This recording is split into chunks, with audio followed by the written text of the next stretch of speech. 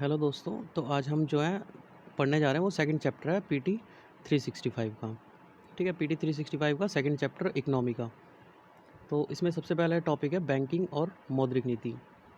अच्छा, इसके अलावा आप अगर मान लीजिए वीडियो देखते हैं तो प्लीज़ सब्सक्राइब करके जाया करिए, क्योंकि मैंने एनालिटिक में अभी देखा है 67% लोगों ने सब्सक्राइब नहीं कर रखा और जो बाकी है बचे हुए उन्होंने सब्सक्राइब कर रखा है। ठीक है, तो वीडियो जो वॉच करते हैं उसमें दिखाया गया था कि जो वॉच करते हैं उसमें इतने परसेंट ने सब्सक्राइब नहीं किया। ठीक है, तो आप अगर सब्सक्राइब करेंगे तो आपका कुछ लॉस नहीं है ना। बेनिफिट हो या ना हो वो अलग बात है, पर लॉस नहीं होगा। ठीक है, तो इसलिए सब्सक्राइब करें ताकि इन फ्यूचर अगर जो मेंस का एग्ज़ाम आएगा उसके टाइम पे भी पीटी मेंस, तो उसके टाइम पे भी मैं अपलोड कर पाऊँगा जो विज़न के करंट अफेयर आएंगे मेंस के।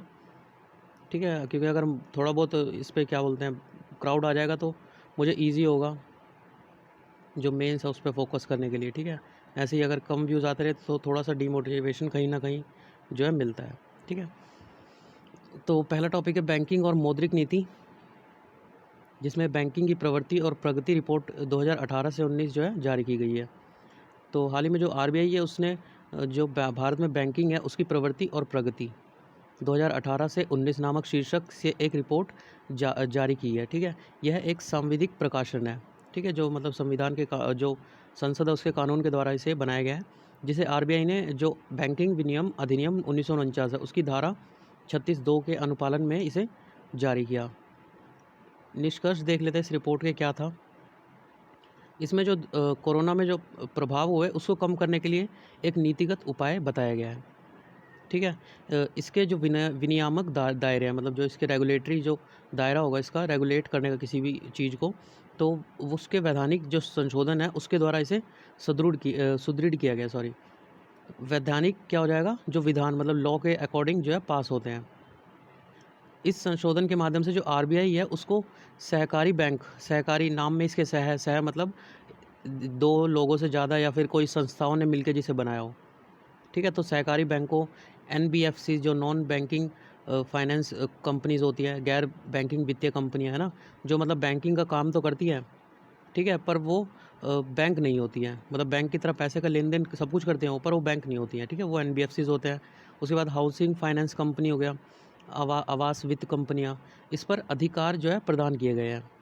ठीक है, इसने अपने जो पर्यवेक्षी ढांचे है उसको मजबूत करने के लिए कई पहले आरंभ की है। अनुसूचित जो वाणिज्यिक बैंक होते हैं, इसमें बहुत सारी बेसिक्स टर्म्स आएगी, इसके ऊपर मैं एक अलग से लेक्चर कल अपलोड कर दूंगा। ठीक है, इसका मतलब बेसिक आपको थोड़ी सी नॉलेज होनी चाहिए इकोनॉमी की, तभी आपको ये अच्छे से समझ आ पाएगा। ठीक है, आपको जैसे आर पता होना चाहिए, ट्रिपल आर, ठीक है, एसएलआर हो गया, ये सब चीज़ें जो है बेसिक आपको पता होनी चाहिए। या तो आपको पता होंगी तो ठीक है, नहीं तो मैं एक अलग से मतलब मेरे 2-3 साल पहले के नोट्स पड़े हुए हैं, थोड़े से वो ख़राब होंगे, मतलब देखने में मैंने काफ़ी बार रिवाइज़ करे तो अंडरलाइन बहुत ज़्यादा हो रखा होगा उसमें, पर हाँ वो काफ़ी मतलब इम्पोर्टेंट है बेसिक टर्म्स क्लियर करने के लिए। ठीक है, तो मैं उनको अपलोड कर दूँगा। आधे घंटे की वीडियो होगी ज़्यादा से ज़्यादा, आधे घंटे 45 मिनट की। ठीक है, अनुसूचित जो वाणिज्यिक बैंक होते हैं उसका जो जीएनपी होता है, सकल गैर निष्पादित जो परिसंपत्ति होगी, वो अनुपात मार्च 2019 में जो है 9.1 से घटकर सितंबर 2020 के अंत तक 7.5% रह गया है। ठीक है, जैसे कि ग्रॉस का मतलब क्या होता है, एक होता है ग्रॉस होता है ना, सकल ग्रॉस, या फिर एक होता है नेट होता है।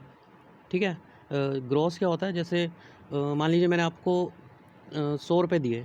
ठीक है, हाइपोथेटिकल सिचुएशन है, मतलब इमेजिन करनी है, आप 100 रुपये लेके यूरोप चले गए मेरे। ठीक है, तो ये क्या हो जाएंगे, ग्रॉस मनी कितनी होगी, 100 रुपये। पर अगर यहाँ पे नेट मनी की मैं बात कर दूँ तो नेट मनी कितनी होगी, तो मान लीजिए मैंने आपने मुझे एक पेन दिया था 10 रुपये का। ठीक है, एक शॉर्पनर दे दिया 5 रुपये का, एक रबर दे दी 5 रुपये की। ठीक है, तो ये 20 रुपये आपके एक तरह से मैंने रख लिए ना, तो इसमें से 20 रुपये घटा दो तो नेट मनी कितनी हो जाएगी, 80 रुपये। ये हमारी नेट मनी हो जाती है। ठीक है, जिसे हम निवल बोल देते हैं, निवल। ठीक है, निवल का मतलब ये होता है नेट। तो लाभप्रद और जो 80 गुणवत्ता होती है, 80 क्या होता है, जो हमारा एसेट होता है। ठीक है, कोई भी चीज़ जिससे हम जो है पैसा हमें मिल सके, दे सके या ले सके जिसकी उस पर, तो जो लाभप्रदता और जो 80 गुणवत्ता है, दोनों मामलों में राज्य सहकारी जो बैंक होते हैं उनके कार्य निष्पादन में जो है सुधार हुआ है। ये उस रिपोर्ट में बताया गया है। ठीक है, दिवाला और शोधन अक्षमता संहिता आईबीसी, इसके बारे में आगे डिटेल में एक आर्टिकल दे रखा है, तो वहीं पे देख लेंगे। इंसॉल्वेंसी मतलब जैसे बैंकरप्सी मतलब कोई दिवालिया घोषित हो जाना, मतलब आपने ये कह दिया कि मेरे पास पैसे अब है ही नहीं, ठीक है। इंसॉल्वेंसी होता है कि मतलब वो पैसे को भरने के लिए सक्षम नहीं है, पर बैंकरप्सी हो जाएगा बैंकरप्सी कि आपने आगे कह दिया मेरे पास पैसा ही नहीं है, आपको जो करना कर लो, ठीक है। तो ये कोड जो है इसके बारे में आगे पढ़ेंगे। तथा जो वित्तीय अस्थियाँ होंगी उसका प्रतिभूतिकरण एवं पुनर्गठन तथा प्रतिभूति जो हित का प्रवर्तन अधिनियम 2002 है, सरफाइसी, इसको भी हम आगे डिटेल में पढ़ेंगे, ठीक है। दोनों एक्ट आगे दे रखे हैं हमें डिटेल में इसी मतलब सेकंड चैप्टर में। उसके चलते जो बैंकों की वसूली है उसकी प्रक्रिया में क्या होगा, सुधार आया है पहले से। अधिकांश जो भुगतान बैंक है अभी भी जो है लाभदायक नहीं बन पाए हैं। इसके अतिरिक्त जो बढ़ती बेरोजगारी है, उल्टा प्रवासन क्या हो जाएगा, जैसे एक तो हो गया प्रवासन कि आप मान लीजिए यूपी से और दिल्ली में आए जॉब करने, ठीक है। प्रवासन क्या हो गया, आप दिल्ली से वापस यहाँ जा रहे थे, ठीक है, लॉकडाउन में। अब लॉकडाउन जब पहले हुआ था उसके बाद आप क्या करा, आपने पैसे की कमी हुई, लॉकडाउन भी हट ही गया, तो दोबारा आप जो है उल्टा प्रवासन करने लगे जहाँ पे जॉब करने के लिए जा रहे थे। तो उसकी वजह से रिवर्स माइग्रेशन, इसके कारण उनकी जो आय के स्रोत थे उन पर दबाव में वो आ सकते हैं। जो एनबीएफसीज है वो क्षेत्र मजबूत पूंजीकरण बफर के साथ लचीला बना हुआ है। जो नॉन बैंकिंग फाइनेंस जो कंपनी है वो मजबूत बफर जैसे आपने 10th क्लास में पढ़ा होगा ना, किसी रिएक्शन को इक्वल करने के लिए हम उसमें क्या वो डाल देते थे कि जैसे यहाँ पे H2O कर दिया +O2 कर दिया, इस टाइप से बैलेंस करने के लिए। तो वो क्या होती थी, इक्विलिब्रियम स्टेट में आ जाती थी, मतलब जितना आप दे रहे हैं उतना ही आपको मिल रहा है, ठीक है। तो बफर सिचुएशन वही होती है, इक्विलिब्रियम में आना मतलब बराबर आ जाना, ठीक है। इसके साथ लचीला बना हुआ है। आवासीय परियोजनाओं के पूर्ण होने में जो है विलंब, लागत में वृद्धि हो रही है उसकी वजह से, आवासीय संपत्ति के खरीदारों द्वारा निवेश में देरी हो रही है। ये सब ड्यू टू कोरोना की वजह से हो रहा है, ठीक है। जैसे कारणों से जो वित्त प्रदाता है उनको अपनी ऋणगत परिसंपत्तियों पर जो है काफ़ी नुकसान वहन करना पड़ रहा है। तो इसमें मतलब बताने की ज़रूरत नहीं है, कोरोना की वजह से जो है पैसा इन्वेस्ट नहीं कर रहे लोग, जहाँ पे घर खरीदना था उनमें भी इन्वेस्ट नहीं कर रहे हैं, है ना। उससे लागत में वृद्धि हो रही है। कोई मान लीजिए मकान अगर बन रहा है तो उसकी लागत में वृद्धि हो रही है, बीच में काम रुक गया फिर दोबारा स्टार्ट हुआ इसकी वजह से। उसके अलावा जो बैंक लाइसेंस हैं वो देने की रूपरेखा में परिवर्तन, जो आरबीआई लाइसेंस देता है किसी भी उसको, एनबीएफसी को जैसे अब बैंक बनाने के लिए लाइसेंस देगा तो उसके लिए उसकी रूपरेखा में परिवर्तन किया गया है। हाल ही में जो आरबीआई है उसके जो आंतरिक समूह है, इंटरनल वर्किंग ग्रुप, उसने बैंकिंग उद्योग के लिए जो लाइसेंस देने के नियम होते हैं उसको संशोधित करने की अनुशंसा की है। बैंक लाइसेंस है क्या, जो हमारा बैंकिंग विनियम अधिनियम 1949 है उसके अनुसार भारत में कोई भी जो कंपनी है तब तक बैंकिंग का कारोबार नहीं कर सकती जब तक वो बैंक स्टार्ट नहीं कर सकती, जब तक कि उसके पास भारतीय रिजर्व बैंक की ओर से जो जारी किया गया लाइसेंस है वो ना हो, ठीक है। आरबीआई इसको लाइसेंस जारी करता है किसी भी कंपनी के लिए। इस तरह का कोई भी लाइसेंस भारतीय रिजर्व बैंक की ओर से निर्धारित शर्तों को पूरा करने के बाद ही मिलता है, ठीक है। तो शर्तें इसमें नहीं बताई गई, हमने ये न्यूज़ पढ़ी थी, 2-3 दिन लगातार आई थी, पता नहीं दिसंबर में या जनवरी में ऐसी आई थी। तो उसमें सब कुछ बताया गया था क्या शर्तें होंगी, जो स्मॉल फाइनेंस बैंक है एसएफबी है ना, उनको बैंक कन्वर्ट करने के लिए क्या शर्तें होती हैं, ठीक है। और एनबीएफसी को जैसे जो बड़ी बड़ी जो है उनके लिए क्या होगी, 1000 करोड़ की कंपनी होनी चाहिए और 10 साल का उनका वो होना चाहिए, मतलब बिना डिफ़ॉल्टर के उन्होंने काम किया होना चाहिए, ठीक है। इसलिए मैं कहता हूँ कि जो डेली करंट अफेयर होता है वो भी काफ़ी इंपॉर्टेंट होते हैं। जैसे कि अब देखिए मई के जो आएंगे करंट अफेयर, मैं कोशिश करूँगा कि डेली उसे अपलोड करूँ, क्योंकि जून में 27 जून को अगर प्रीलिम्स अगर पोस्टपोन नहीं हुआ इस बार पिछली बार की तरह, क्योंकि कोरोना तो इस बार काफ़ी ज़्यादा उस पर है, तो अगर पोस्टपोन नहीं हुआ तो मई के बाद जो है उसको बनाने का, वीडियो बनाने का टाइम शायद रह ना जाए। तो मई के अगर डेली करंट अफेयर पढ़ते जाएँ तो उससे क्या होगा कि आपको मई का जो मंथली आएगा ना उसको सिर्फ पढ़ना ही होगा, 1 या 2 बार आपके समझ आ जाएगा सब कुछ, ठीक है। डेली करंट अफेयर से यही होता है कि यहाँ पे जो भी हम पढ़ रहे हैं वो हमारे दिमाग में ईजिली बैठ जाता है, मतलब ज़्यादा उसे रिवाइज़ नहीं करना पड़ेगा आपको, आप समझ जाएंगे क्या कह रहा है पैराग्राफ, ठीक है। तो उसके अलावा आप कमेंट बॉक्स में बता सकते हैं कि इनसाइट के ज़्यादा सही है या फिर उसके ज़्यादा सही है पढ़ाने के लिए, क्योंकि मैं जो है दोनों ही पढ़ता हूँ डेली, ठीक है। और दृष्टि के पढ़ने की ज़रूरत नहीं, अगर आप ये दोनों पढ़ लेते हैं, अगर इनसाइट पढ़ लीजिए तो आपको जो हमारा विज़न का डेली करंट अफेयर आता है उसको 50% ऑलमोस्ट हो जाता है उसका इनसाइट से ही, ठीक है। जो बचा वो 50% है वो करना पड़ता है। और अगर आपने इन दोनों के पढ़ लिए तो आपको दृष्टि का डेली करंट अफेयर नहीं पढ़ना पड़ेगा, ठीक है। तो मंथली मैगज़ीन अगर विज़न की पढ़ रहे हैं तो विज़न का भी ठीक रहेगा, क्योंकि वही न्यूज़ डेली जो मंथली में जो डेली वाली होती है वही प्रिंट होके आती हैं, ठीक है, उन्हीं को इकट्ठा करके प्रिंट कर देते हैं। तो उसके अलावा जो IWG जो आंतरिक कार्य समूह है उसके द्वारा अनुशंसित जो परिवर्तन है वो क्या है? जो बड़े कॉर्पोरेट और कारोबारी घराने हैं उसको बैंक का प्रमोटर बनने की अनुमति दी जाती है, ठीक है। प्रमोटर होता है, जैसे मान लीजिए आप हैं, आपने कोई बैंक खोल लिया तो आप उसके प्रमोटर हो जाएंगे, ठीक है। न्यूज़ में आया था जैसे 15 साल बाद क्या होता है, मान लीजिए 15 साल आप किसी बैंक के प्रमोटर थे, ठीक है। 15 साल बाद आपको सिर्फ उस बैंक का 15% जो प्रॉफिट होगा वो मिलेगा, ठीक है। बाकी जो है जो दूसरा पर्सन आके ख़रीदेगा या उसमें गवर्नमेंट ख़रीद लेती है,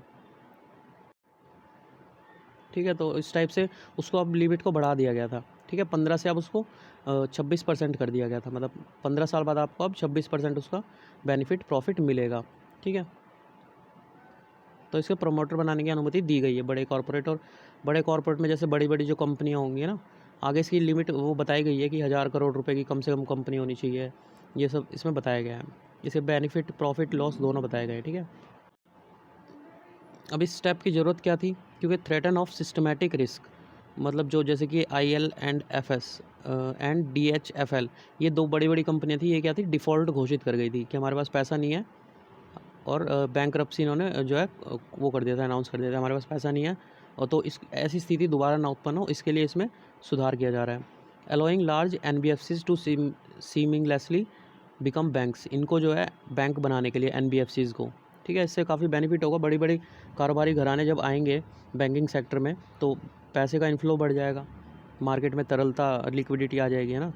emergency of fintech sector, emergence मतलब फिनटेक जो सेक्टर होगा उसके ग्रो करने की काफ़ी ज़्यादा इसमें चांसेस होंगे।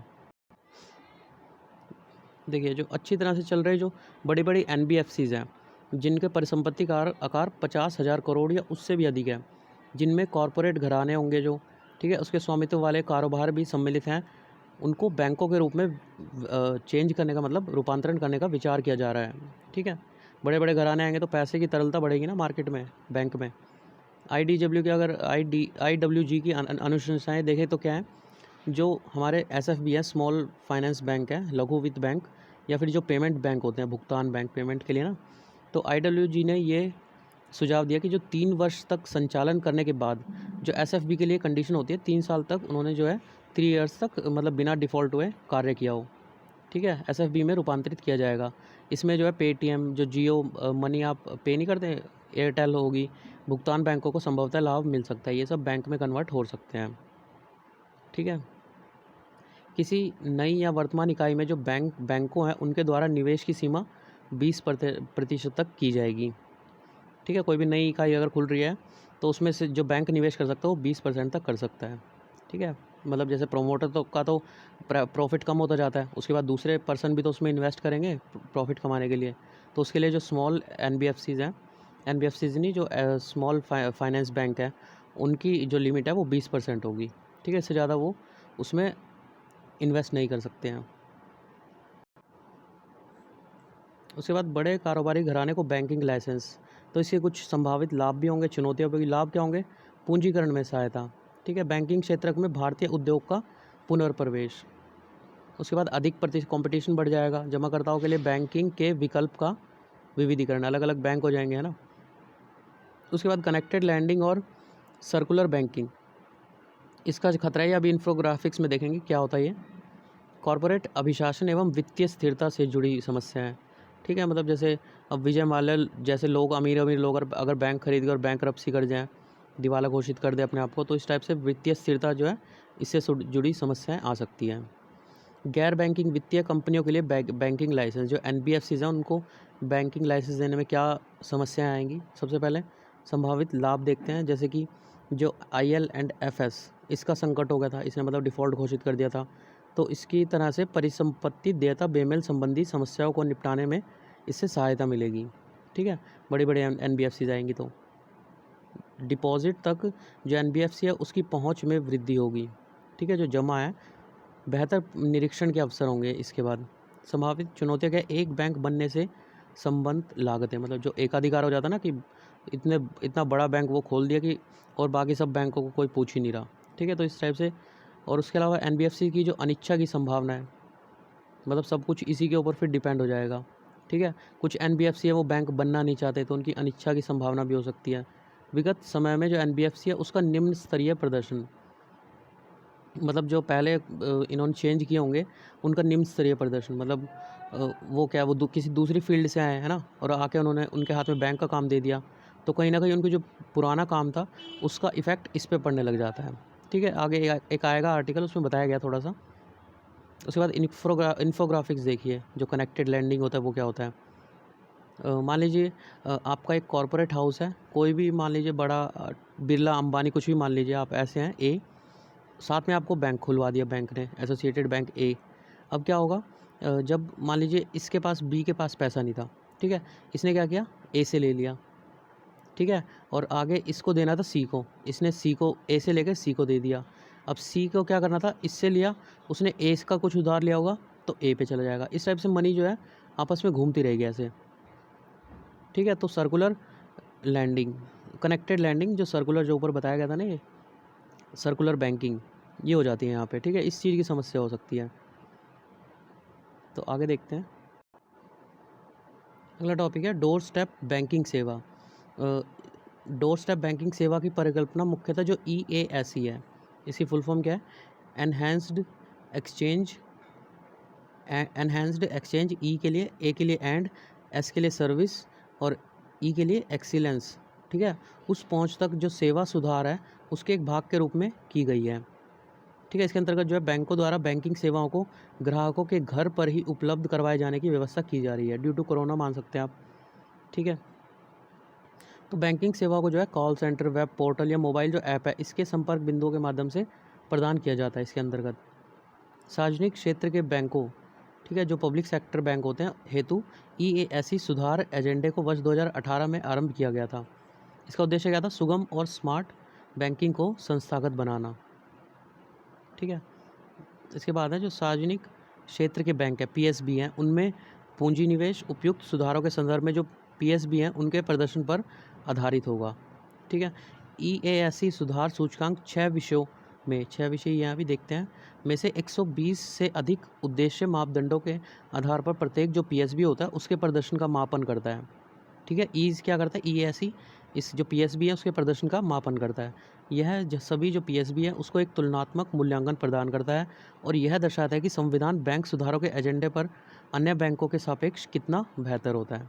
ठीक है, तो 6 एजेंडे देख लेते हैं इनके क्या क्या है। सबसे पहले कस्टमर रिस्पॉन्सिवनेस, मतलब जो कस्टमर की कुछ कंप्लेंट है तो कितना रिस्पॉन्स कर रहे हैं। रिस्पॉन्सिबल बैंकिंग, ठीक है, credit off take, PSB on Udyami Mitra, ठीक है, जो योजना थी उसके ऊपर PSB क्या मतलब दृष्टिकोण है। Ensuring outcomes HR, depending financial inclusion and digitalisation, digitalisation जितने ज़्यादा से ज़्यादा हो। ठीक है, अगला है बैंकिंग विनियमन अधिनियम 2020।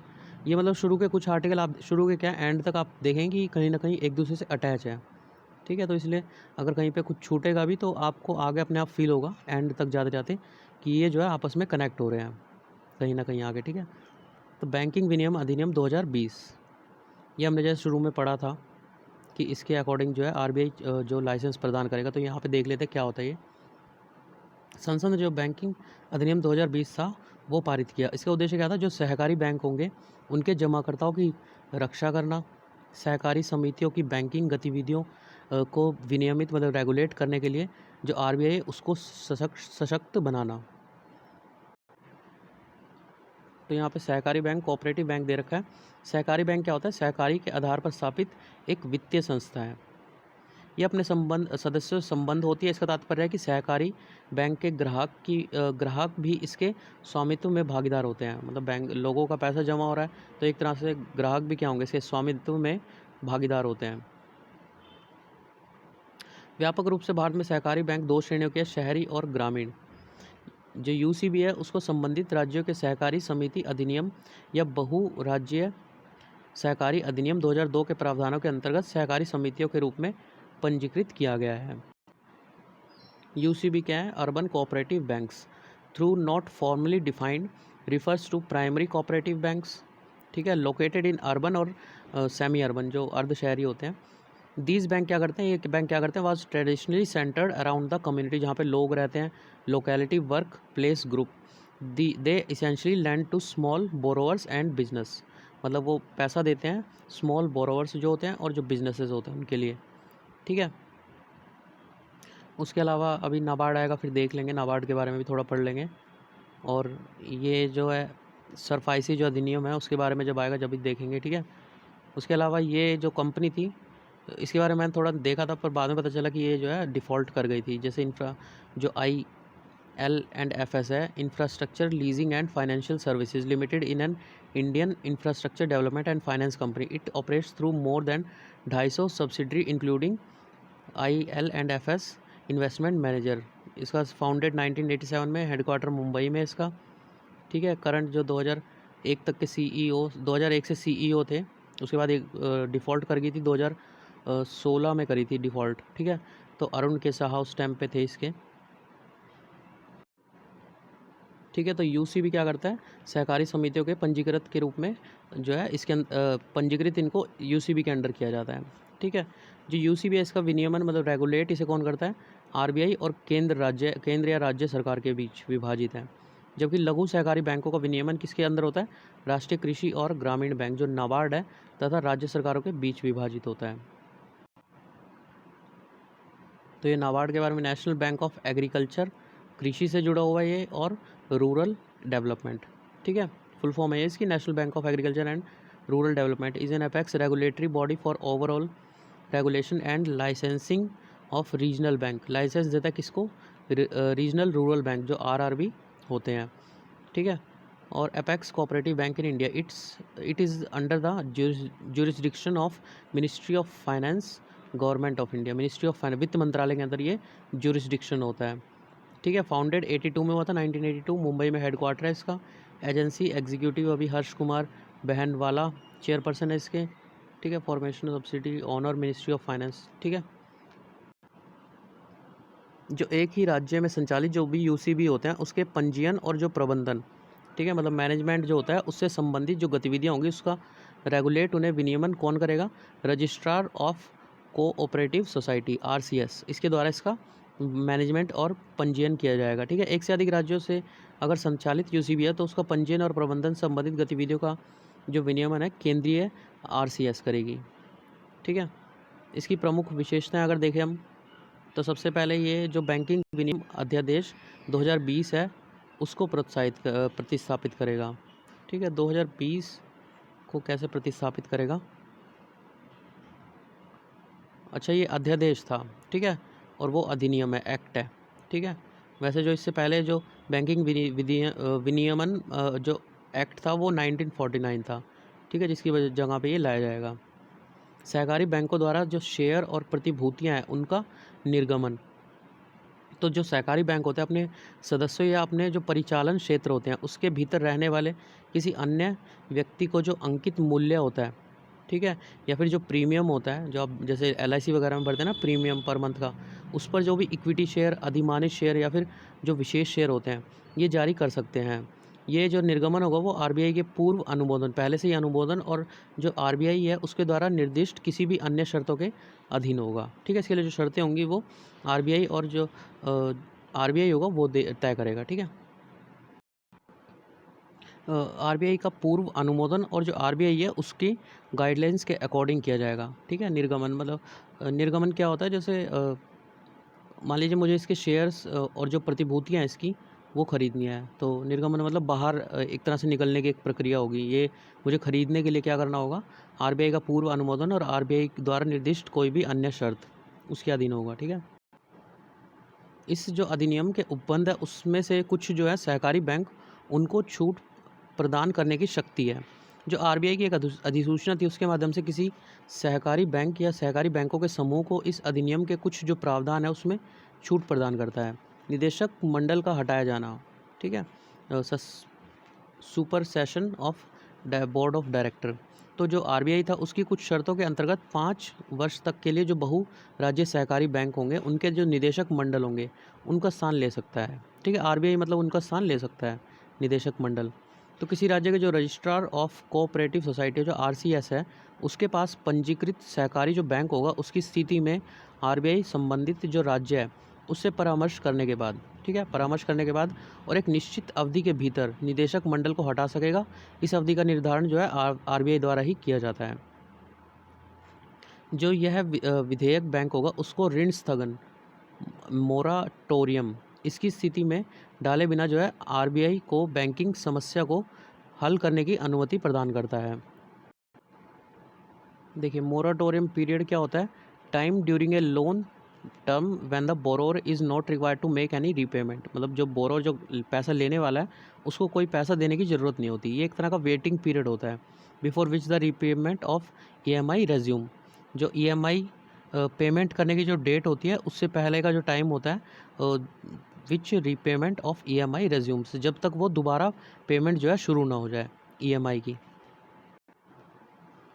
तो ये जो विधेयक है वो क्या करेगा? बैंक को जो ऋण स्थगन होता है, ठीक है, मोराटोरियम, उसकी स्थिति में डाले बिना, मतलब जो टाइम पीरियड होता है उसको मतलब वो टाइम ना दे के आरबीआई को बैंकिंग समस्या को हल करने की अनुमति प्रदान करेगा।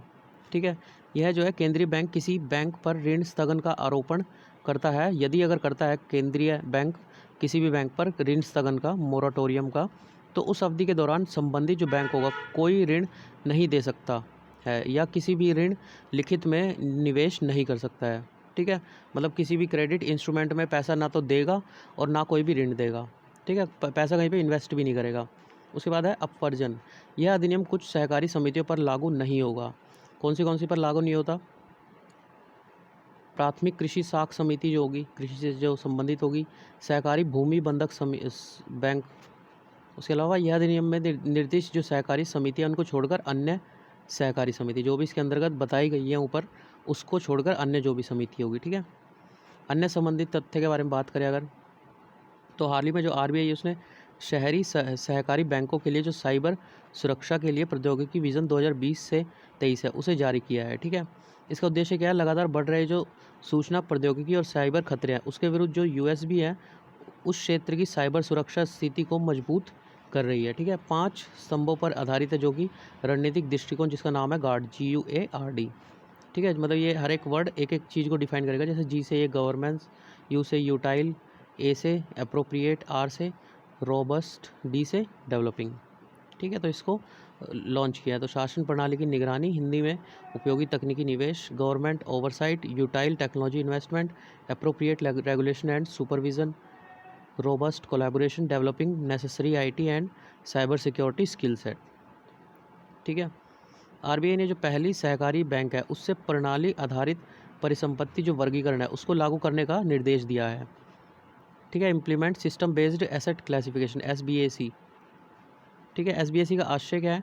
बैंक की जो स्वचालित तरीके से संचालित कंप्यूटरीकृत प्रणाली है उसके माध्यम से जो निरंतर आधार पर जो परिसंपत्तियाँ हैं उसके वर्गीकरण से है। ठीक है, जो भी हमारी बैंक में जो भी कंप्यूटर से जो भी जितने भी वो है ना, मनी है, जो पैसा है, उसके माध्यम से निरंतर आधार पर जो परिसंपत्तियाँ उसका वर्गीकरण करना। ठीक है, इसका उद्देश्य क्या है? परिसंपत्ति वर्गीकरण की प्रक्रिया में दक्षता व पारदर्शिता सुनिश्चित करना और अखंडता में सुधार करना। ठीक है, SBAC का। वैसे यूसीबी जिनकी कुल परिसंपत्ति 1000 करोड़ रुपए है या उससे अधिक है, जो निर्दिष्ट मानदंडों को पूरा करते हैं, उन्हें 2021 में जो है SBAC को क्रियान्वित किया करना है। मतलब वो जो यूसीबी जो 1000 करोड़ से ज़्यादा हैं उनको SBAC को दिया जाएगा। ठीक है, ये SBI के तीनों ये कार्य हैं। क्षेत्रीय ग्रामीण बैंक, रीजनल रूरल बैंक्स। ठीक है, जो मतलब पीछे आते जा रहे हैं वो आगे एक्सप्लेन होते जाएंगे अपने आप। ठीक है, तो आरबीआई ने क्षेत्रीय जो RRBs हैं उनको चलनिधि या तरलता समायोजित सुविधा, लिक्विडिटी एडजस्टमेंट फैसिलिटी, LAF, और मार्जिनल स्टैंडिंग फैसिलिटी, ये सब, ये दोनों तीनों, ये कल मैं एक वीडियो लाऊंगा आधे घंटे की, उसमें एक्सप्लेन कर दूंगा छोटी छोटी टर्म्स जितनी भी है। ठीक है, उसके बाद कॉल या नोटिस मनी मार्केट तक पहुंच प्राप्त करने की अनुमति प्रदान की है। ज्ञातव्य है कि इससे पहले आरआरबी को आरबीआई की तरलता सुविधाओं के साथ साथ कॉल या नोटिस मार्केट तक पहुंच की अनुमति नहीं थी पहले। देखो, जो मांग मुद्रा का उपयोग बैंकों के आपसी लेन देन में होता है, जिसमें से जो बाजार में जो मुद्रा केवल 1 डे, ठीक है, जो 1 डे के लिए यूज़ होगी उसे क्या कहेंगे, कॉल मनी। ठीक है, इंग्लिश में भी CALL कॉल मनी है। और अगर एक दिन से अधिक लघु अवधि ऋण हो तो उसे नोटिस मनी कहते हैं। ठीक है, नोटिस मनी। तो इसके अंतर्गत जो RRB को इन तक पहुंच इनकी अब सुनिश्चित हो चुकी है। ठीक है, पहले नहीं थी। तो RRB के बारे में देख लेते हैं। जो RRB है उसको क्षेत्रीय ग्रामीण बैंक अधिनियम 1976, इसके तहत जो राज्य प्रायोजित और क्षेत्र आधारित और ग्रामीण क्षेत्र है उसके उन्मुख संस्थानों के रूप में स्थापित किया गया है। ठीक है, क्षेत्रीय ग्रामीण बैंकों को जो है RBI द्वारा विनियमित मतलब रेगुलेट किया जाता है और इनकी निगरानी किसके द्वारा, नाबार्ड द्वारा की जाती है। ठीक है, नाबार्ड के बारे में हमने पीछे देख लिया है। जो क्षेत्रीय ग्रामीण बैंक है उनका स्वामित्व संयुक्त रूप से केंद्र, राज्य और जो प्रायोजक बैंक होंगे उनके पास होता है, जिसमें इनके द्वारा जारी की गई जो पूंजी है वो केंद्र द्वारा 50, सरकार राज्य सरकार द्वारा 15 और 35 जो प्रायोजक बैंक है। ठीक है, जो हमारे कमर्शियल बैंक होंगे वहाँ के। क्षेत्रीय ग्रामीण बैंकों को प्रदत्त जो अधिदेश हैं, क्या क्या अधिदेश प्रदत्त हैं, गिवन है, कृषि, व्यापार, वाणिज्य और अन्य उत्पादक गतिविधियों के विकास के लिए जो लघु और सीमांत किसान है और जो खेतिहर श्रमिक है तथा सामाजिक आर्थिक रूप से जो कमजोर वर्ग है उनके लोगों की जो ऋण की आवश्यकता होगी ना वो ये पूरे करते हैं। जो रीजनल रूरल बैंक है, RRBs हैं। क्षेत्रीय असंतुलन को कम करना, ग्रामीण क्षेत्रों में रोजगार सृजन गतिविधियों को भी बढ़ाना, ऐसे उपाय विकसित करना जिसमें ग्रामीण क्षेत्रों के धन को शहरी क्षेत्रों की ओर बहिर्भाव मतलब बाहर की ओर बहने से रोका जा सके। ठीक है, ये RRB करते हैं। इन्हें जो है नरसिम्हन कार्य समूह 1975 की अनुशंसाओं के आधार पर तथा क्षेत्रीय ग्रामीण बैंक अधिनियम 1976 के अधिनियम के उपरांत स्थापित किया गया था। उसके अलावा जो RRBs होते हैं उन बैंकों द्वारा सामना किए जाने वाले जो मुद्दे हैं, सबसे पहले अपर्याप्त वित्त, पैसे की कमी होती है, उच्च अतिदेय, पैसा देना बहुत ज़्यादा होता है, दोषपूर्ण कोई ऋण वसूली हो, तकनीकी का अभाव, प्रक्रियात्मक जटिलता आदि है इनके पास जो प्रॉब्लम्स है। ठीक है, LF के बारे में चलिए यहाँ पे मिल ही गई है, LAF, MSF और जो नोटिस मनी है। नोटिस मनी तो हमने देख लिया, वैसे 2 से 14 दिन के लिए नोटिस मनी होगी, 1 दिन के लिए हमारी वो कॉल मनी होती है। ठीक है, MSF क्या है, जो अनुसूचित जो वाणिज्यिक बैंक है, कमर्शियल बैंक है, उसके लिए एक अत्यधिक अल्पकालिक उधार योजना है MSF। ठीक है, दिमाग में अगर कुछ भी ना रहे तो कम से कम ये तो रहना चाहिए MSF अल्पकालिक उधार योजना है। उसके बाद RBI द्वारा जो सीमांत स्थायी सुविधा है उसकी शुरुआत जो है इंटर बैंक मार्केट में एक दिवसीय 1 डे ओवरनाइट जिसे बोलते हैं उधार दरों में अस्थिरता को कम करने तथा वित्तीय प्रणाली में सहज मौद्रिक संरचना को सक्षम करने के लिए की गई थी, ओवरनाइट। ठीक है, ओवरनाइट याद रखिएगा, MSF ओवरनाइट। सामान्यतः MSF जो है रेपो रेट RR से अधिक होती है, रेपो रेट से। ठीक है, ये बता देना आपको, अगर ये पढ़ना हो तो कल मैं वीडियो दे दूंगा, ध्यान से बता देना मैसेज में अगर आप यहाँ तक वीडियो देख लें तो। ठीक है, नहीं तो मेहनत करने का कोई फ़ायदा नहीं है, कल को मैं इसका अगला पार्ट भी अपलोड करूँगा। फिर LAF का उपयोग जो है मौद्रिक नीति में किया जाता है, जो मॉनेटरी पॉलिसी होती है हमारी, यह राज्य या केंद्र सरकार की प्रतिभूतियों को गिरवी रख पुनर्खरीद जो रिवर्स रेपो होता है, रीपरचेज एग्रीमेंट। ठीक है, रेपो ही जो रेपो रेट होता है, रेपो द्वारा, अच्छा दोनों सेम ही है, रेपो रीपरचेज एग्रीमेंट। तो सेम जो है प्रतिभूतियों को गिरवी रख पुनर्खरीद समझौते के आधार पर बैंकों को RBI से जो धन उधार लेने या रिवर्स रेपो रेट का उपयोग कर RBI को ऋण देने में सक्षम बनाता है। ठीक है, ये दोनों का यूज़ करेगा, LAF, RR का भी, रिवर्स रेपो रेट का भी, RRR का भी, और ये सिर्फ RR का यूज़ करेगा, MSF। उसके बाद है प्राथमिकता प्राप्त क्षेत्र को उधार से संबंधित संशोधित दिशा निर्देश, जो गाइडलाइंस जारी हुई है प्रायोरिटी सेक्टर लैंडिंग को। ठीक है, तो सुर्खियों में क्या, जो RRB ने जो एंटरप्रेन्योरशिप मतलब जो उद्यम होते हैं, जो नए नए स्टार्टअप्स खोलते हैं इस टाइप से, और नवीकरणीय संसाधन जो रीन्यूएबल सोर्सेज है उसको सम्मिलित करने के लिए प्राथमिकता प्राप्त क्षेत्र को उधार से संबंधित गाइडलाइंस का संशोधन किया है। ठीक है, तो PSL है क्या, ये जो हमारे प्रायोरिटी सेक्टर लैंडिंग है ये कैसे कार्य करता है। PSL की अवधारणा जो है अर्थव्यवस्था में कुछ निर्दिष्ट क्षेत्र को और गतिविधियों के लिए बैंकों की ऋण देने की जो क्षमता बढ़ाने उसके विचार पर केंद्रित है। ठीक है, बैंकों की मतलब बैंकों में पैसा देने ताकि उनकी क्षमता बढ़ जाए। इसके माध्यम से बैंकों के लिए यह अनिवार्य बनाया गया है कि जो पर्याप्त और समय पर जो ऋण प्रदान होता है, ऋण प्रदान कर ऐसे क्षेत्रों के विकास को जो है प्रोत्साहित किया जाए। PSL कार्यपद्धति की अगर प्रमुख विशेषताएं देखें तो क्या है, इसके तहत बैंकों द्वारा जो है प्रदत्त ऋणों पर ब्याज की जो दर होती है वो समय समय पर आरबीआई के जो बैंकिंग विनिमय विभाग है, ठीक है, उसके द्वारा दिशा निर्देश इसके अनुसार जारी किए जाते हैं, निर्धारित किए जाते हैं, ठीक है। हालांकि जो हमारे पीएसएल होते हैं, जो गाइडलाइंस होते हैं उनकी, वो प्राथमिकता प्राप्त क्षेत्रक, जो हमारे जितने भी कच्चा जैसे गेहूं वगैरह जो रॉ मटेरियल होता है ना, प्राइमरी सेक्टर होता है, उसको दिए जाने वाले जो ऋण होते हैं उसके लिए ब्याज की कोई अधिमानित दर निर्धारित नहीं करते हैं हम, ठीक है।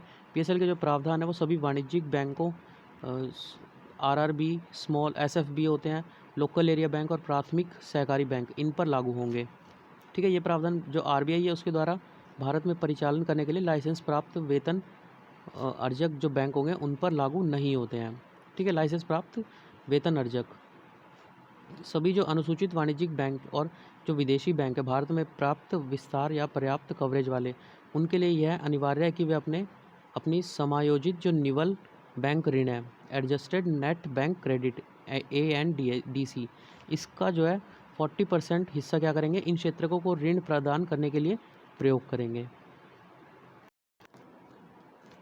ठीक है। तो जितने भी ये वाणिज्यिक बैंक और विदेशी बैंक क्या करेंगे, 40% हिस्सा PSL को देंगे अपना, ठीक है।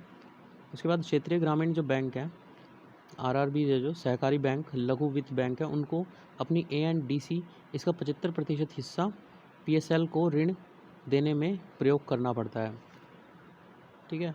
ये इन तीनों बैंकों की बात हो रही है। देखिए सबसे पहले ANBC है क्या, adjusted net bank credit, it is the net bank credit जो बैंक में टोटल पैसा आ रहा है plus investment made by bank in non SLR bonds, ठीक है। जैसे SLR बॉन्ड होता है ना, उसमें इतने % हमको बैंक में सेफ रखना ही पड़ता है फ्यूचर उसके लिए, तो उसमें क्या होता है, जिसमें जो इन्वेस्टमेंट हमने की है नॉन SLR बॉन्ड्स के थ्रू, हेल्ड टू मैच्योरिटी कैटेगरी, जो पूरे मैच्योर परिपक्व हो चुके हैं अपने टाइम पे, है ना। एक तो जैसे हमने स्कीम नहीं लेते हम, तो उसके मैच्योरिटी पीरियड होता है 10 साल 15 साल, तो जिनका कंप्लीट हो चुका है ये पीरियड, और credit equivalent amount of balance sheet exposure whichever is higher, या तो ये पूरा हमें लेना पड़ता है, ठीक है, ये होता है ANBC, या फिर इस और का मतलब है इसके अलावा ये पूरा, इन दोनों में से जो भी ज़्यादा होगा, ठीक है। Credit equivalent amount of balance sheet exposure, ठीक है, ऑफ बैलेंस शीट जो एक्सपोजर होगा उसको, इन दोनों में जो भी ज़्यादा होगा, ये हमारा ANBC होता है। तो ANBC जो है ANBC, ये DC लिख रखा है, अच्छा ANBC होगा ये, ठीक है। तो इसका जो है 40% जो है, जो ये विदेशी और वाणिज्यिक बैंक है वो PSL को देंगे, ठीक है। और जो हमारे ये तीनों बैंक हैं उसको अपना 75% हिस्सा PSL को देंगे, ठीक है। वर्तमान में शहरी सरकारी बैंकों के लिए जो कुल PSL लक्ष्य है उनके ANDC के 40 वर्तमान में जो शहरी सरकारी बैंक है उनके लिए कुल PSL लक्ष्य जो उनके ANBC है उसके 40% के बराबर है, ठीक है। 40% हमने रखा हुआ है, हालांकि 31 मार्च 2024 तक इसे बढ़ाकर 75% तक कर दिया जाएगा, ठीक है।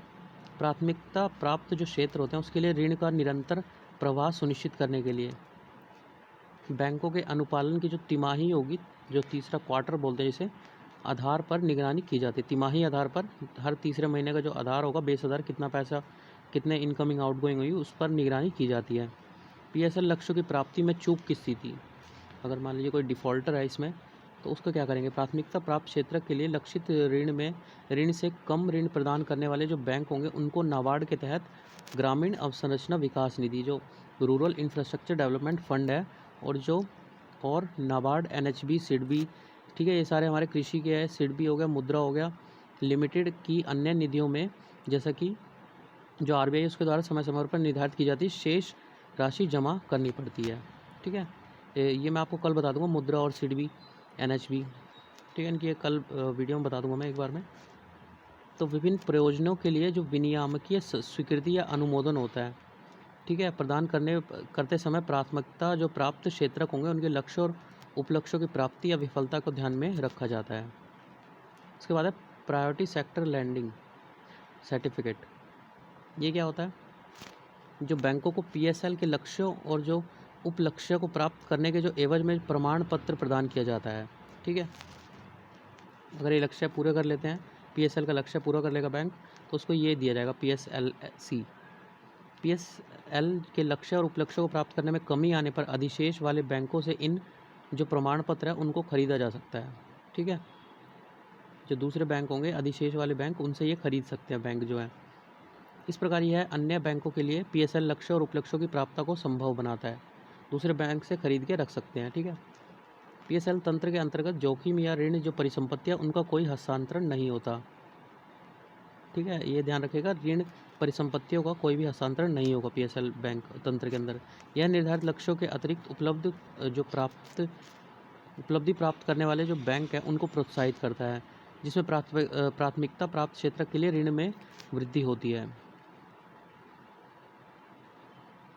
संशोधित PSL दिशा निर्देश में किए गए परिवर्तन। तो क्या परिवर्तन किए गए? इसके लिए जो RBI है उसने सभी हितधारकों के साथ विचार विमर्श किया। इसके अतिरिक्त जो सूक्ष्म, लघु और मध्यम उद्यम है उन पर UK सिन्हा की जो अध्यक्षता में गठित जो विशेषज्ञ समिति थी तथा जो कृषि ऋण था उसकी समीक्षा के लिए MK जैन। ठीक है, तो दो अलग अलग हुई है ये, कृषि के लिए MK जैन और UK सिन्हा की अध्यक्षता में गठित विशेषज्ञ समिति। इनकी अध्यक्षता में गठित आंतरिक कार्य समूह जो IWG है उसके द्वारा की गई जो अनुशंसा होगी, RBI की जो IWG है उसके द्वारा जो अनुशंसा की जाएगी इसमें शामिल किया है। संशोधित जो PSL होगा, जो इसकी गाइडलाइंस होगी, इसकी कुछ प्रमुख विशेषताएं इस प्रकार है। ठीक है, PSL की जो संशोधित गाइडलाइंस है वो इस प्रकार दे रखी है। अब आगे जो PSL श्रेणी है उसमें सम्मिलित नई श्रेणियाँ, स्टार्टअप को 50 करोड़ रुपए का तक का बैंक ऋण दिया जाएगा। ठीक है, ग्रिड से जुड़े कई कृषि जो पंप होंगे उनके सोलराइजेशन हेतु सौर ऊर्जा संयंत्र की स्थापना के लिए किसानों को ऋण दिया जाएगा। मतलब किसान भी इसका जो है सोलर जो सोलर सेल बैटरी वगैरह नहीं होती घरों में, तो वहाँ पे बड़े लेवल पे कृषि पंपों का के लिए सोलराइजेशन हेतु सौर ऊर्जा संयंत्र बनाया जाएगा, उसके लिए ऋण दिया जाएगा। ठीक है, उसके बाद कंप्रेस्ड जो बायोगैस होती है संयंत्र स्थापित के लिए ऋण दिया जाएगा। क्षेत्रीय असमानताओं को दूर करने के लिए जो चिन्हित जिले होते हैं उनमें वृद्धिशील, जैसे हमने कल पढ़ा था ना क्लस्टर, जो जिलों को डिवाइड किया जाता है, तो इस टाइप से जो चिन्हित जिले होंगे उनमें वृद्धिशील PSL को उच्च भारांश दिया जाएगा। उल्लेखनीय है कि देश के ऐसे जिलों में PSL या जो ऋण प्रवाह है उसको तुलनात्मक रूप से ये कम है काफ़ी।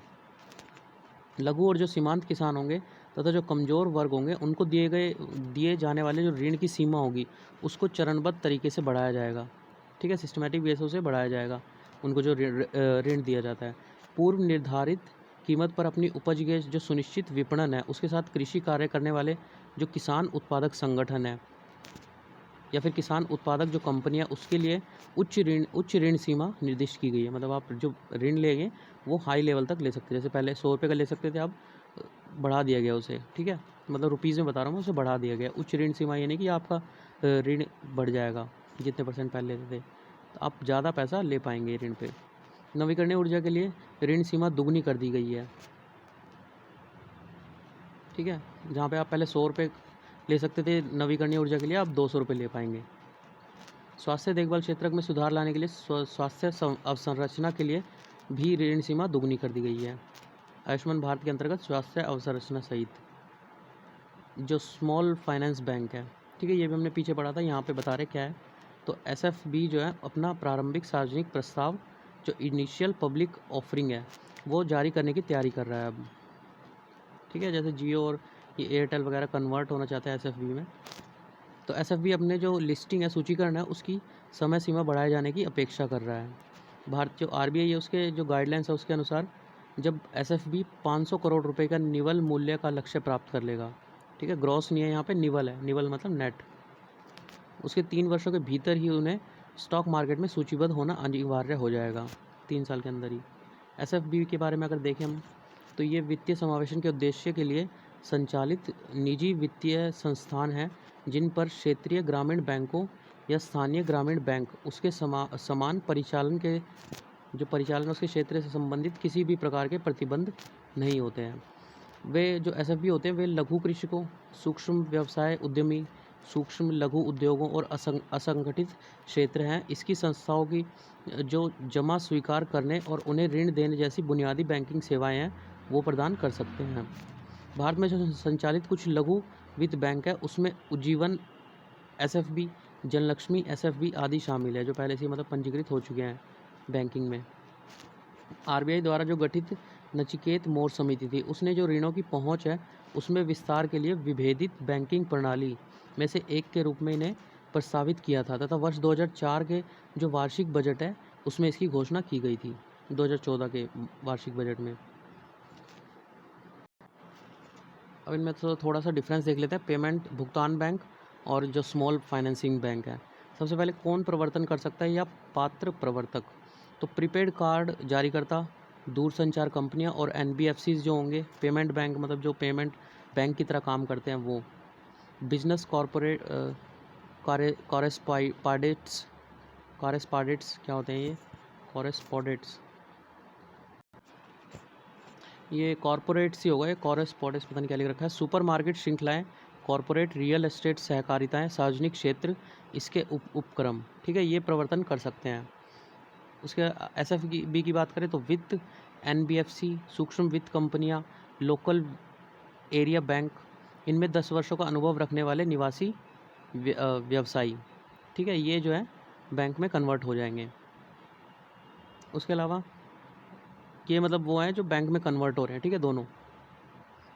उसके बाद उन्हें क्या अवश्य करना चाहिए, 100 करोड़ रुपए की न्यूनतम पूंजी आवश्यक होनी चाहिए एनबीएफसीज के पास, मतलब इन सब के पास जो बैंक बनना चाहते हैं।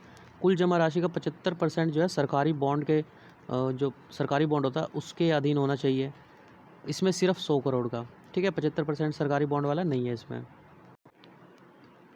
उसके बाद जो पेमेंट बैंक बनेंगे, ठीक है, ये दो चीज़ों में डिफरेंस बताया गया। पेमेंट बैंक जो बनेंगे एक तो, ठीक है, उसके बाद स्मॉल फाइनेंस बैंक कौन से बनेंगे।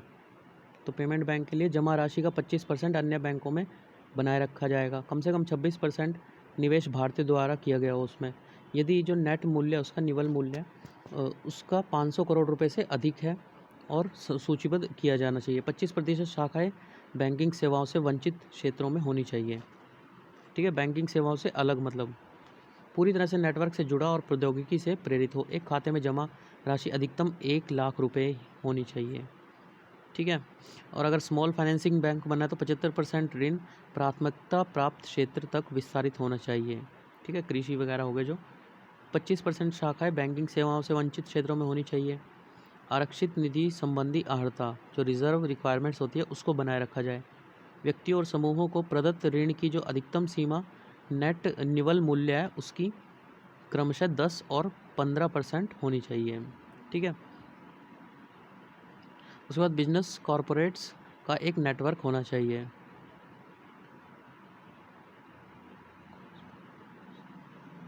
अच्छा, ये कॉरस्पॉन्डेंस, ठीक है, कॉरस्पॉन्डेंस जो वो होता है ना, जैसे हम कहते थे कि आप ग्रेजुएशन करें तो कॉरस्पॉन्डेंस मतलब जो घर से बैठ के ही कर लेते हैं, ठीक है, मैं कॉरपोरेट्स कहते हैं, कॉरस्पॉन्डेंस है।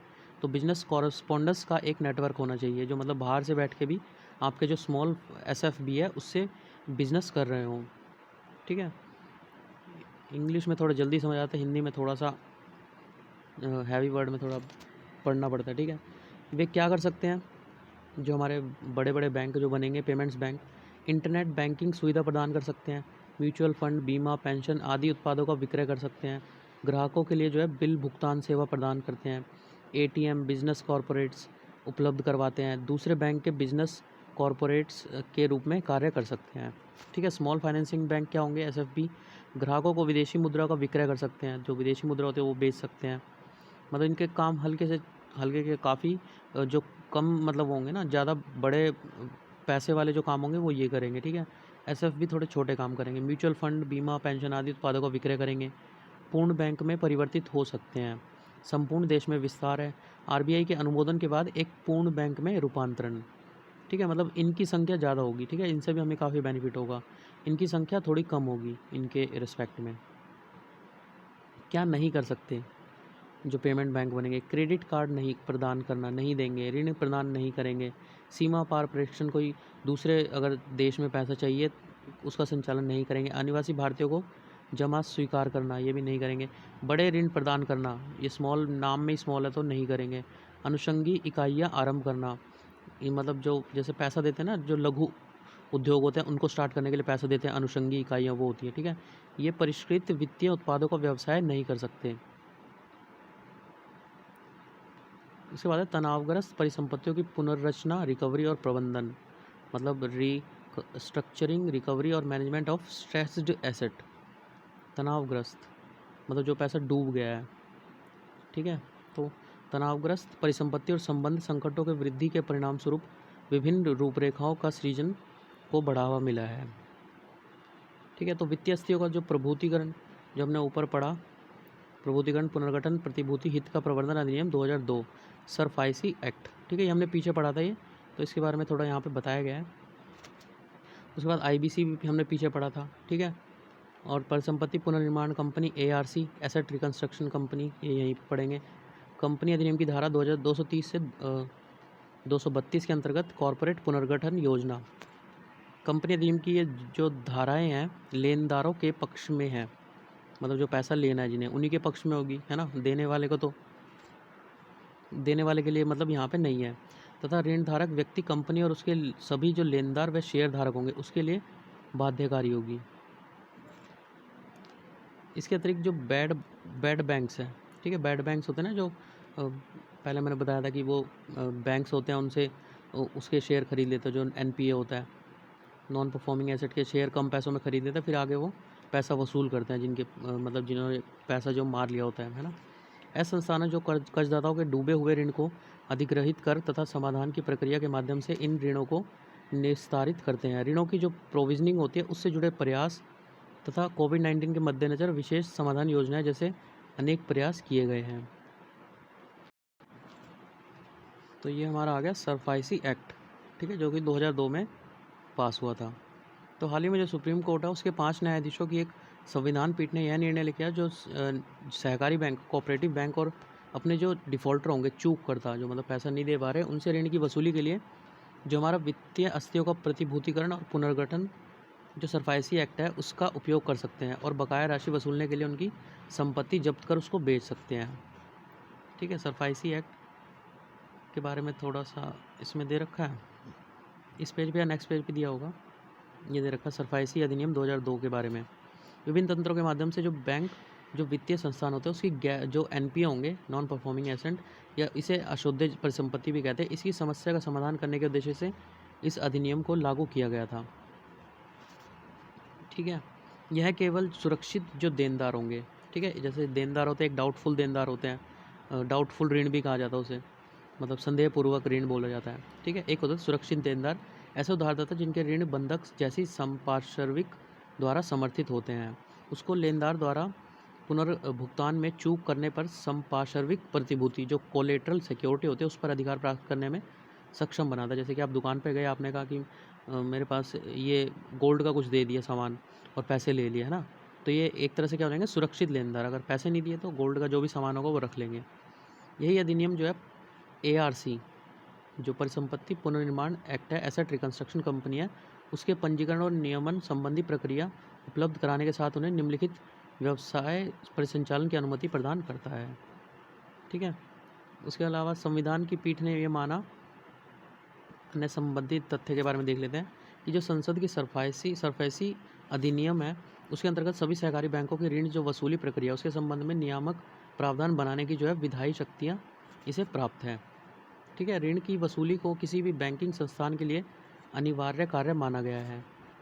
राज्य कानूनों के अंतर्गत जो पंजीकृत जो सहकारी बैंक है, ये संघ सूची है, उसकी प्रविष्टि 45 की परिधि में आते हैं बहुराज्य सहकारी बैंकों सहित, ठीक है। प्रविष्टि 45 बैंकिंग से जो संबंधित गतिविधियों है उसमें सम्मिलित सहकारी बैंकों को जो बैंकिंग अधिनियम 1949 उसके प्रयोजन के लिए बैंकिंग कंपनी और भारतीय रिजर्व बैंक अधिनियम के अंतर्गत बैंकों पर लागू किसी अन्य कानून के अंतर्गत इसे कवर किया जाता है, ठीक है। यह निर्णय जो है सहकारी बैंकों के लिए महत्वपूर्ण है क्योंकि उन्हें इससे उन्हें क्या है, सरफाइसी अधिनियम के प्रावधानों का उपयोग करके अपने जो NPA होगा उसकी वसूली करने में तेजी लाने में इससे सहायता मिलेगी, ठीक है। थोड़ा सा ये देख लेते हैं नरसिम्हन समिति, पीछे हमने पढ़ा था इसके बारे में।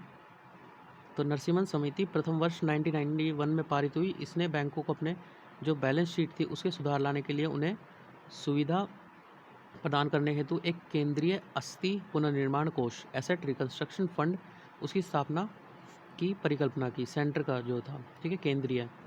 उसकी फिर दूसरी रिपोर्ट आई 1998 में, उसने एआरसी के गठन का प्रस्ताव रखा था। जो एआरसी हमने ऊपर पढ़ी थी ना, एसेट रिकंस्ट्रक्शन फंड। आरबीआई एक गैर बैंकिंग वित्तीय कंपनियों के रूप में इनका एआरसी विनियमन करता है, ठीक है, एनबीएफसी के रूप में इनका विनियमन करता है, रेगुलेट करता है इन्हें। एआरसी कंपनी जो है अधिनियम के अंतर्गत निगमित होती है। ये सरफेसी अधिनियम 2002 के अंतर्गत भारतीय जो आरबीआई है उसके साथ पंजीकृत होते हैं। उसके बाद जो अस्थि पुनर्निर्माण कंपनी लिमिटेड है, ARCIL है, यह ICICI बैंक, SBI, IDBI द्वारा स्थापित की जाने वाली पहली जो ARC है, अस्थि पुनर्गठन कंपनी, जो 1998 में नरसिम्हन जो कमेटी थी, आयोग था उसके द्वारा जिसकी संकल्पना की गई थी, तो उसके द्वारा ये पहली जो गठित थी, ठीक है, किसके किसके द्वारा, ICICI, SBI और IDBI, ठीक है, याद रखिएगा। प्रमुख शब्दावली अगर देखें तो प्रतिभूति सिक्योरिटी इंटरेस्ट, प्रतिभूति हित। तो ऋण के मामले में जो प्रतिभूति हित है उसका आशय है ऋण लेने वाला जो है व्यक्ति है या कंपनी है उसके द्वारा रखे गए जो गिरवी या जमानत या कोलेट्रल संपार्श्विक पर ऋणदाता से के जो कानूनी अधिकार है उससे है, ठीक है। अगर आपने पैसा नहीं दिया तो आपका जो आपने गोल्ड जमा कराया मैं वो रख लूँगा, ठीक है, इस टाइप से। यदि ऋणी अपने ऋण चुकाने में असमर्थ हो जाए तो ऋणदाता उक्त संपार्श्विक या पर विधिक दावा, कानूनी दावा हो जाएगा उसका, और उसे बेच भी सकता है। इस प्रकार जो प्रतिभूति हित ऋणदाता है उसके लिए जोखिम को कम करता है, जिससे उसके लिए ऋण का पर जो है ब्याज, कम ब्याज प्रभावित करना संभव होता है, ठीक है। सिक्योरिटी मतलब जो ब्याज होगा वो भी उससे कम हो जाता है। सिक्योरिटी रिसिप्ट,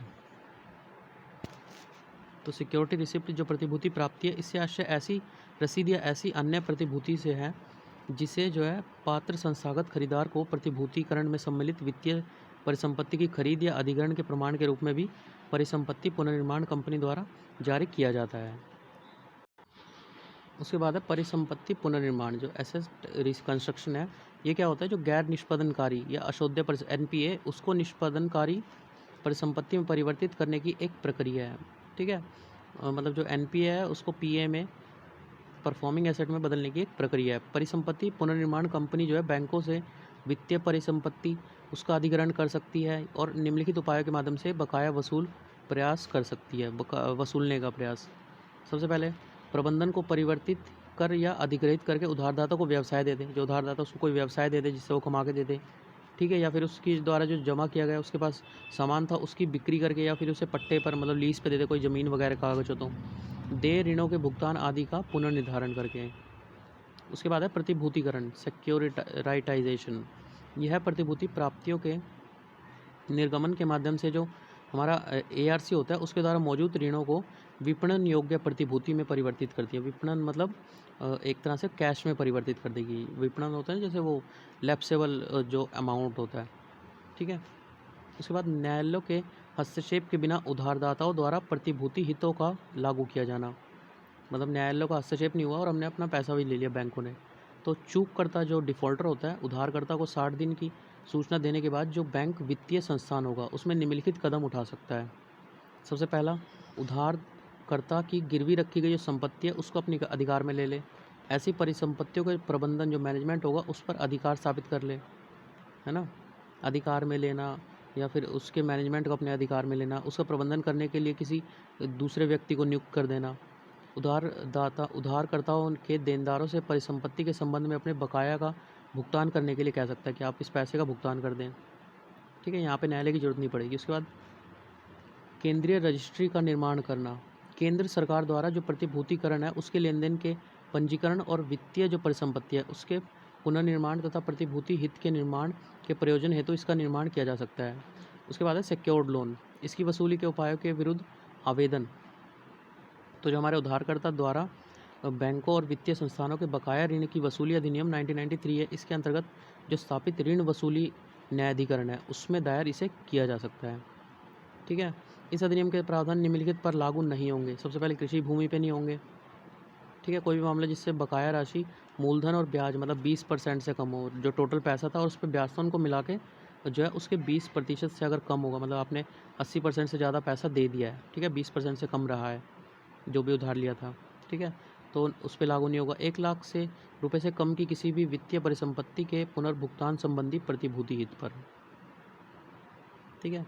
दिवाला और शोधन, तो अगला आर्टिकल है दिवाला और शोधन अक्षमता संहिता निलंबन, ठीक है। ये थोड़ा सा उससे जो सरफाइसी था उससे हैवी आर्टिकल है, मतलब ये उसके ऊपर कहीं ना कहीं लगता है, लोगों पे जो लगता है, ठीक है। अभी देखेंगे हम इसमें। तो सुर्खियों में क्यों था ये? तो संसद ने जो है उद्योग जगत को राहत पहुंचाने के लिए जो ये था IBC 2020 इसको पारित किया, क्योंकि कोरोना महामारी और लॉकडाउन के से आर्थिक गतिविधियों बहुत अधिक प्रभावित हुई, ठीक है। तो इन दोनों के मध्य अंतर देख लेते हैं। सरफाइसी अधिनियम 2002 केवल सुरक्षित वित्तीय लेनदारों को सम्मिलित करता है जो सिक्योर्ड होंगे, जिन्होंने कुछ गिरवी रखा होगा, ठीक है। जबकि IBC क्या करता है, दोनों प्रकार के सुरक्षित और असुरक्षित दोनों को शामिल करता है। IBC की जो धारा 14(1) का C है, यह प्रावधान करती है कि जो संहिता में परिभाषित दिवालिया समाधान प्रक्रिया है उसके दौरान इस संहिता को सरफेसी अधिनियम पर वरीयता प्राप्त है, ठीक है। IBC में कंपनियां और सीमित देयता साझेदारी तथा व्यक्तियों और असीमित साझेदारी फर्मों के लिए पृथक पृथक न्याय निर्णय अधिकारों को प्रावधान है, ठीक है। यही यहाँ पे इंग्लिश में दे रखा है, दोनों में डिफरेंस। उसके बाद जब सरफाइसी अधिनियम जो संबंधित मामलों के लिए ऋण वसूली अधिकरण DRT को न्याय निर्णय प्राधिकरण के रूप में भी नियत करता है। IBC की अगर विशेषताएं देखें और तो इसमें जो है निम्नलिखित सम्मिलित है। सभी जो व्यक्ति होंगे, कंपनियां, सीमित दायित्व भागीदारी कोई होगी, LLP या फिर साझेदारी फर्में, इन सब के ऊपर लागू होता है ये IBC। उसके बाद न्याय निर्णय प्राधिकारी जो एडजस्टिकेटिंग अथॉरिटी होंगी, कंपनियां और जो LLP है, जो लिमिटेड लायबिलिटी पार्टनरशिप है, इनके लिए जो NCLT है, नेशनल कंपनी लॉ ट्रिब्यूनल, तथा व्यक्तियों और साझेदारी फर्मों के लिए ऋण वसूली अधिकार, ठीक है। व्यक्तियों और कंपनियों के लिए कौन सा लगेगा, ये DRT। फर्म के किसी भी जो हितधारक यथा जो फर्म होगी, देनदार, लेनदार, कर्मचारी द्वारा अगर ऋण शोधन अक्षमता होगी, मतलब जो NPA नॉन परफॉर्मिंग एसेट होगा, तो उसकी समाधान प्रक्रिया आरंभ की जा सकती है उसके लिए। जब न्याय निर्णय प्राधिकारी इसे स्वीकार करता है तो एक ऋण शोधन अक्षमता समाधान पेशेवर इसकी नियुक्ति की जाती है, इंसॉल्वेंसी रेजोल्यूशन प्रोफेशनल, जिसे IP बोलते हैं, ठीक है। इसकी नियुक्ति होगी। उसके बाद भारतीय दिवाला और शोधन क्षमता बोर्ड IBBI, इसके द्वारा जो दिवाला पेशेवर एजेंसी है IPA, उसके शासी बोर्ड के सदस्यों के लिए जो न्यूनतम योग्यता निर्धारित करने का प्रस्ताव है वो प्रस्तुत किया गया है। IBBI एक क्या है, संवैधानिक, मतलब संविधान के कानून से पास हुई है, जिसे दिवाला पेशेवरों, दिवाला पेशेवर एजेंसियों और सूचित प्रतिष्ठानों इत्यादि के संबंध में विनियामक निरीक्षण का अधिकार प्राप्त है, मतलब रेगुलेटरी बॉडी है ये इसे रेगुलेट कर सकती है, ठीक है। फर्म के प्रबंधन और बोर्ड की शक्तियों की जो लेनदारों की जो समिति होती है, कमेटी ऑफ क्रेडिटर्स, इनको हस्तांतरित कर दिया जाता है। COC में कॉरपोरेट ऋणों के सभी जो वित्तीय लेनदार होंगे वो सम्मिलित होते हैं। जो हमारा IP होता है, ऊपर हमने देखा था ना IP, ये इंसॉल्वेंसी रेजोल्यूशन प्रोफेशनल, इसको यह निर्णय लेना होता है कि जो कंपनी को पुनर्जीवित या उसका परिसीमन करना, लिक्विडेट करना, मतलब उसमें पैसा डालना कंपनी में, वो करना होता है। यदि IP द्वारा कंपनी को पुनर्जीवित करने का निर्णय लिया जाता है तो उससे उन्हें जो है फर्म खरीदने के लिए इच्छुक किसी व्यक्ति को तलाशना होता है। मतलब किसी कंपनी में हम अगर पैसा डाल रहे हैं तो उसे क्या करते हैं, हम किसी को बेच देते हैं डायरेक्ट, ताकि वो उसको आगे चलाए, ठीक है। बेचना मतलब वहाँ पे वो उसे आगे चलाएगा, बंद नहीं करेगा, ठीक है। जिस पक्ष के पास सर्वश्रेष्ठ समाधान योजना होती है और जो लेनदारों के बहुमत को स्वीकार्य होता है उसे IP द्वारा फर्म का प्रबंधन सौंप दिया जाता है। यहाँ महत्वपूर्ण निर्णय यह होगा कि 66% और नियमित निर्णय के लिए 51% मत की आवश्यकता होगी। इस संहिता के अंतर्गत ऋण शोधन अक्षमता समाधान प्रक्रिया को पूरा करने के लिए 180 दिन का समय और मामला जटिल होने पर यह अवधि 90 दिन और बढ़ाई जा सकती है, ठीक है। 3 महीने से 2 महीने और बढ़ाई जा 180 6 महीने वैसे होती है और 3 महीने और बढ़ाई जा सकती है इसकी, ठीक है। यदि यह सीमा भीतर के किसी निर्णय पर नहीं पहुंच जाता तो उस फर्म का परिसमापन कर दिया जाता है, ख़त्म कर दिया जाता है। उसके बाद IBC में जो वाटरफॉल मैकेनिज्म उसको देख लेते हैं। वाटरफॉल मैकेनिज्म IBC के अंतर्गत यह जो तंत्र है वो असुरक्षित वित्तीय ऋणदाता, असुरक्षित क्या होगा, जैसे कोई हमने लोन लिया, कोई मतलब ज़मीन के ऊपर लोन लिया, ठीक है, पर वो ज़मीन हमारे पास पहले से हमने कहीं और बेच रखी है, इस टाइप से, मतलब बिना किसी उसके अनसिक्योर्ड फाइनेंशियल क्रेडिटर। इसकी तुलना में सुरक्षित वित्तीय ऋणदाता को अधिक प्राथमिकता प्रदान करता है। ठीक है, इसमें यह उल्लेख किया गया कि यदि किसी कंपनी का जो परिसमापन है, लिक्विडेशन है, किया जा रहा है परिसमापन, तो ऐसी स्थिति में सुरक्षित वित्तीय ऋणदाताओं द्वारा किए गए सभी दावों जो क्लेम होता है उसका सबसे पहले भुगतान किया जाएगा। ऐसे अन्य सभी असुरक्षित ऋणदाताओं को किए जाने वाले भुगतान के पूर्व किया जाएगा, मतलब जिन्हें कंपनी की परिसंपत्ति को बेचकर चुकाया जाता है, कंपनी को बेचकर जो पैसा चुकाया जाता है। उसके बाद आईबीसी का प्री पैक, इसके तहत प्री पैक ये क्या है, हाल ही में प्रकाशित कुछ रिपोर्ट के अनुसार सरकार आईबीसी में संशोधन करने की योजना बना रही है ताकि एक समाधान तंत्र के रूप में प्री पैक की अनुमति दी जा सके। उसके बाद क्या है, प्री पैक वस्तुतः ऋण के समाधान के लिए किया जाने वाला एक तरह का क्या होता है, समझौता होता है प्री पैक। इसके तहत जो किसी संकटग्रस्त कंपनी के ऋण के निपटान अथवा समाधान के लिए जो सार्वजनिक बोली प्रक्रिया होती है, पब्लिक बाइडिंग प्रोसेस होता है, बीडिंग प्रोसेस बोलते हैं, उसका अनुपालन नहीं किया जाता, मतलब पब्लिक में जाकर जो नीलामी होती है ना, उसका अनुपालन नहीं करते। इसके स्थान पर ऋण के निपटान के लिए उस कंपनी के जो सुरक्षित ऋणदाता होते हैं, सिक्योर्ड क्रेडिटर होते हैं, उन और निवेशक होते हैं, उसके मध्य एक प्री पैक पहले से ही समझौता तय कर लिया जाता है, जिसे खरीदनी हो और जिसे बेचनी हो। ठीक है, नीलामी नहीं की जाती। प्री पैक व्यवस्था में वर्तमान प्रबंधन कंपनी पर तब तक निर्णय बनाए रखता है जब तक कि अंतिम समझौता नहीं हो जाता। आईबीसी के तहत कंपनी पर वर्तमान प्रबंधन का नियंत्रण नहीं रह जाता और कंपनी का नियंत्रण एक इंसॉल्वेंसी प्रोफेशनल को सौंप दिया जाता है। ठीक है, ज्ञातव्य है कि इसके चलते कंपनी के व्यवसाय में व्यवधान उत्पन्न होता है। ठीक है, तो चलिए अभी 15-20 मिनट का थोड़ा रेस्ट लेंगे, फिर जो है इस चैप्टर को कंप्लीट करके अगले चैप्टर की भी कोशिश करूँगा कि 2-4 पेज आज ही ख़त्म कर दूँ। ठीक है, तो तब तक के लिए बैठे रहिए, पढ़ते रहिए। कोरोना का टाइम है, वैसे भी कोरोना का टाइम भी ना हो, यूपी एस्पिरेंट को तो एक कोना और एक किताब चाहिए, है ना। तो ठीक है, thank you for watching my video, like, subscribe और हैव ए गुड डे।